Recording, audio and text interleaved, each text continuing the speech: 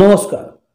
আজকে একটি Indian homeopathic ওষুধ নিয়ে আলোচনা করব, যার নাম হলো ব্লাটা ওরিয়েন্টালিস, যাকে বাংলায় বলা হয় তেলাপোকা বা আরশোলা। এই ওষুধটি ফার্স্ট প্রুভার ছিলেন ঈশ্বরচন্দ্র বিদ্যাসাগর। এই ওষুধটি সিওপিডির জন্য খুব ভালো একটি ওষুধ, খুব এক্সেলেন্ট রেজাল্ট দেয়। ব্লাটা ওরিয়েন্টালিসের মেন যে ক্যারেক্টারিস্টিক সিমটম হলো সেটি হলো এদের অ্যাজমেটিক প্রবলেম বৃদ্ধিপ্রাপ্ত হয় হচ্ছে বর্ষাকালে, রেনি ওয়েদারে। ড্যাম ঘরে যদি পেশেন্ট থাকে এদের অ্যাজমার প্রবলেম খুব বেশি বৃদ্ধিপ্রাপ্ত হয় এবং খুব কাশি হয়, কাশির সঙ্গে পুজের মতো কফ বেরোয়, তার সঙ্গে তীব্র পরিমাণে শ্বাসকষ্ট থাকে। ব্লাটা ওরিয়েন্টালিস দেখুন লোয়ার পটেন্সিতে ব্যবহার করা হয়, মাদার টিংচার ফর্মে ব্যবহার করা হয়ে থাকে।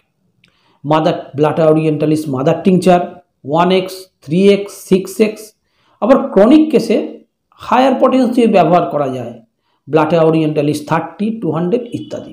সমস্ত অ্যান্টিসাইকোটিক রেমেডি কিন্তু ড্যামনেসে বৃদ্ধিপ্রাপ্ত হয়, বর্ষাকালে পেশেন্টের সিমটম বাড়ে। অ্যান্টিসাইকোটিক রেমেডির মধ্যে প্রথমত পড়ছিল থুজা অক্সিডেন্টালিস, ন্যাট্রাম সাল্প। এই সকল মেডিসিনের যে পেশেন্টদের যে সিমটম, সেই সিমটমগুলি বর্ষাকালে বেশি বৃদ্ধিপ্রাপ্ত হয়।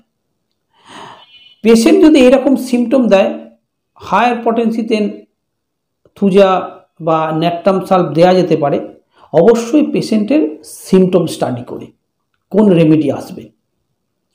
তার সঙ্গে লোয়ার পটেন্সিতে ব্লাটা ওরিয়েন্টালিস যদি প্রেসক্রিপশন করা যায়, অ্যাকুট অ্যাটাক, অ্যাকুট এক্সারবেশন, এই অ্যাকুট অ্যাটাকটাকে খুব তাড়াতাড়ি রিলিফ করে দিতে পারে ব্লাটা ওরিয়েন্টালিস মাদার 1x বা 3x।